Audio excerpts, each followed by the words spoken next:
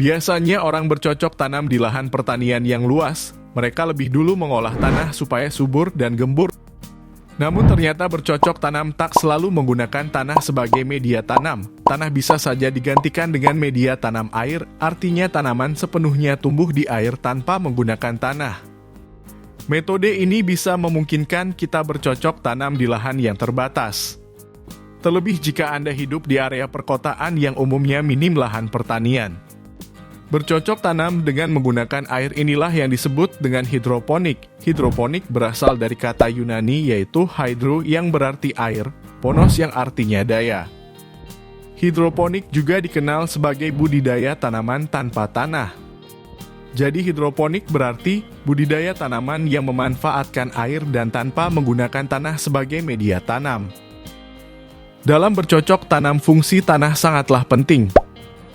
Karena tanah sebagai tempat berkembangnya akar berfungsi untuk menopang tanaman supaya tetap berdiri.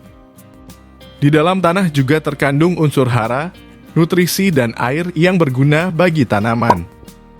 Namun jika nutrisi dan vitamin tersebut dapat dipenuhi, maka tanaman dapat tumbuh dengan subur meskipun hanya menggunakan media air. Jadi pada intinya, kita bisa bercocok tanam tanpa menggunakan tanah.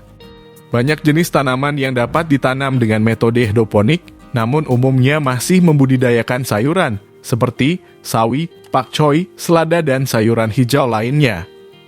Kelebihan metode hidroponik: tidak membutuhkan tempat yang luas, memberi hasil yang lebih banyak, dan berkualitas. Media tanam bisa dipakai hingga berulang kali, bebas dari hama maupun tanaman pengganggu. Nutrisi dari tumbuhan bisa dikendalikan secara lebih efisien, sehingga lebih efektif.